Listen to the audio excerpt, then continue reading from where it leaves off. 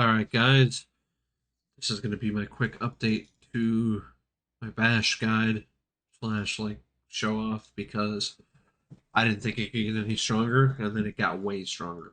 Well, not way stronger, but it's dummy strong now. I ran Tormented Duriel about 250 times, got like all the Uber uniques. Um, Quick rundown on that is it's still 2%, but it's 2% times how many uniques drop. So it's closer to like 10% to get an Uber unique off Tormented Duriel. So what happened was I found um, pretty much all the Uber uniques and like four Andes, and I nuked like all the Andariels and made a grandfather. Um, that's one of the changes to my build is I'm gonna give this one to my Druid because it's got big resource gen, and I just rolled all stats on this. So that's the difference between the Harlequin crests. Um, The second big change to the build that I made is uh, it's dual wield now. Uh, Ramalodnes is actually insane now that I've been using it. Um, it's a let's see, like 78% buff to skills to bash with the way I build Fury now. Um, Melted Heart of Silig. Like I said, I got all the Uber uniques now, so I can test this stuff. Um, Basically 60% maximum resources insane on here, and then basically the second part reads like you're not actually immortal. I notice if you still it's just like Diablo 3. Pretty much if you stand in molten or whatever, you still die. Um what did I do for aspects? I literally just found this and slapped it together, but it rolled perfect bash, so or not perfect bash, but like legendary roll bash, so I just kept this. You need a mace to use bash, so it doesn't need to be in your main hand or anything, but you have to play mace to even use bash. So I'd get rid of my six swords and use this instead. I tried a variant with the grandfather, and the crit hit damage was way higher, but it's not worth. You lose too much. Um, lose too much off this. The bash cleaves and the moonrise aspect together are too much to lose to put the grandfather on. So this is a non-grandfather like build. It has to play that way. Again, seeing the big crit numbers was cool, but if basically if you don't crit, you do zero damage. So you do all your damage by critting, or you do zero damage, and it's better to have more consistent uh, damage than rely on that. So um, a couple things I did in the Paragon board.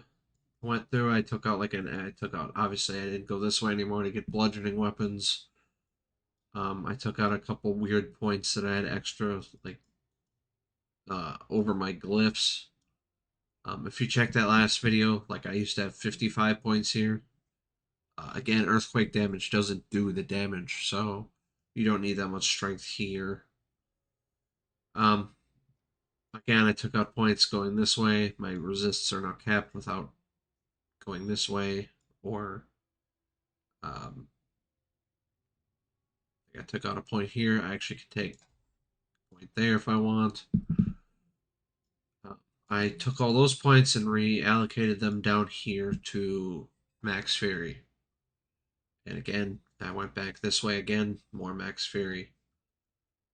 What happens on this build is the more Max Fury you have, the more damage is amplified by this Ramalodnes. So you want to get as much Max Fury as possible, which also synergizes with the Melted Heart, like insanely. Um, Basically, the Melted Heart is like 30% damage just by itself because of this the way it synergizes. Um, Plus, it's got stat and movement speed and fun stuff like that. So That's the changes I made. Um, I guess go over here and for reference, you can see the old necklace and what you kind of have to rearrange to get this to work. Um, I lose some Warcry cooldown, and I lose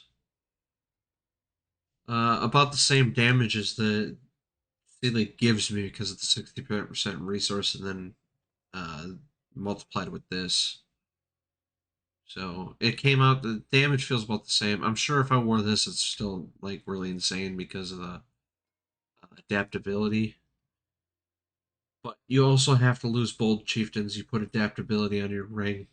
You can no longer run bold chieftains, but also you don't really need to because the shouts. At this point, I don't need the shouts to survive. Melted Heart does is built in there too. So the difference with this build is I gained a ridiculous amount of toughness and like doubled my damage. So I'll show you how I speed farm these 101s now. Um, Very fun build. Um, I do like the two-hand version more for bosses because it seemed to stagger the bosses a lot more. So now instead of swigging potions every time I see monsters, I can just kind of roll right through them. Again, I still have Iron Skin on here. You could use the third shout or Steel Grasp, pretty much anything you want. You could put as your secondary button. Um, so yeah, it went from feeling like the Leap Quake build to a Frenzy build. And I kind of like that because I like Frenzy. My only issue with it so far is sometimes the targeting is really weird. You'll click a monster like 20 times and she'll just run around and not know what to do. It's like it's like the attack speed is so high that Barbarian gets confused sometimes. But see, I still take damage. I mean, these are one-on-ones, but um, again, ultimate still call the ancients. They're here more for aesthetic than they are to actually help you.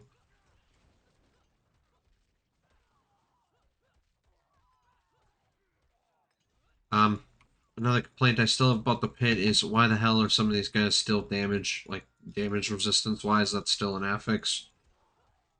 Um, Something shouldn't just take like half damage because they're just I don't know. It doesn't make sense why certain monsters just take like half damage. Like, look, some elites just get deleted, but then if they had damage resistance, I'd have to stand there for like 10 more seconds. Um, I hope for season 5 they really readjust this pit thing because it's cool, but having run it about 150 times now, I'm really sick of just like normal monsters and then a group of 3 elites. I wish there was more. I wish there was more like a Great Rift and there was more variety.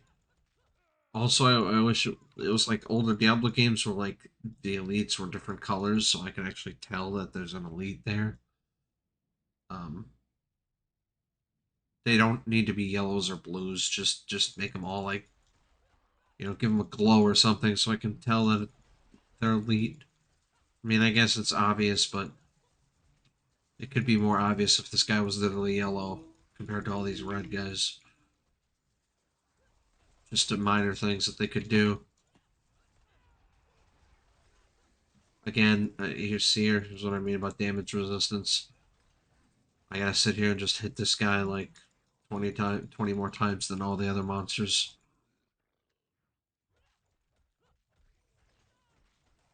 Um, I will tell you the deadliest mob type is still spiders for Barb. I don't know why, but spiders are. I don't understand why spiders are so much more deadly as a mob type than everything else. Again, it seems like it's because the poison lasts like forever, meaning you just have to sit there and swig a potion like every 5 seconds. Um, Again, the boss seems to be I can just stand here now. Uh, he gets no stagger anymore, so that's the difference between the two-hand version and this version is yes, you can stand here and do this. Um, but good luck staggering him.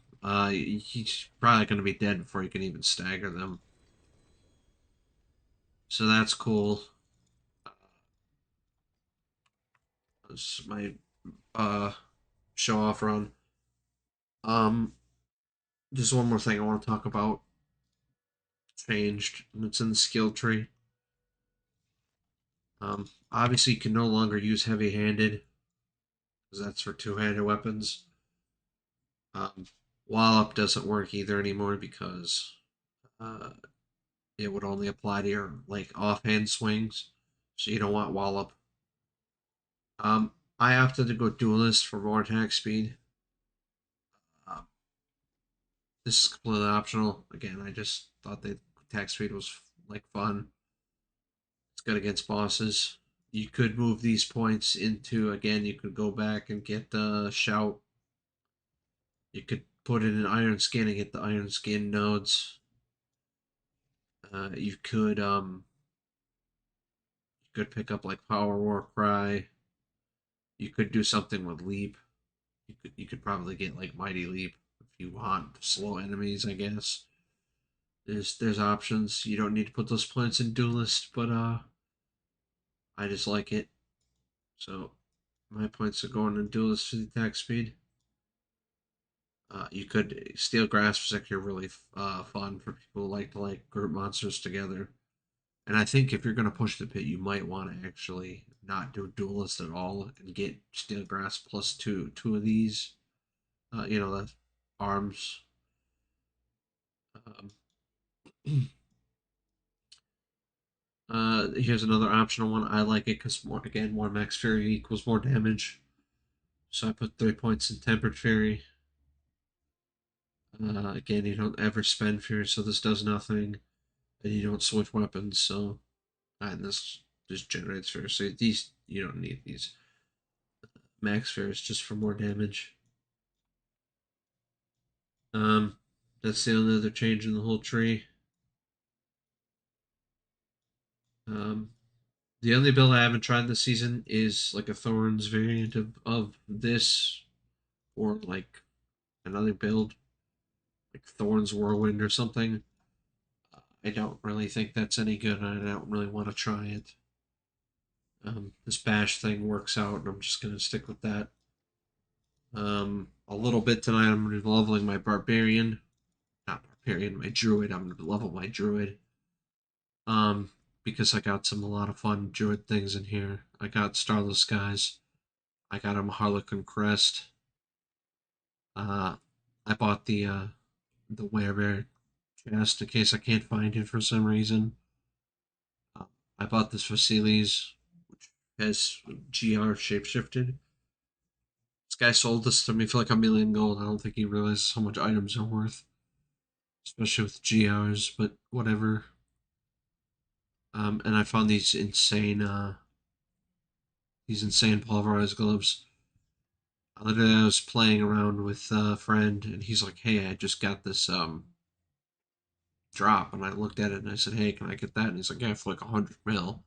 Like, fine. I sold like two Stygian stones and bought this from him. So this is really cool. Again, I don't think my friend realized pulverize is the one everybody's looking for. I have to find the pulverize aspect, the shockwave aspect. What else? These are my swords from before. The Insano swords for the two-handed version. Um, can't do it with the one-hand version though because you need a mace.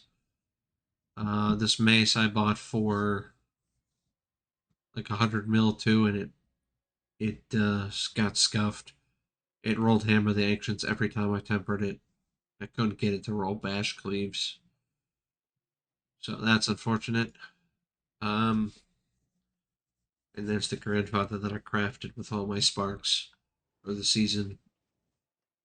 I crafted this to see if it would be better, and again, it's technically does more top end damage, but if you don't crit, you do 0 damage. So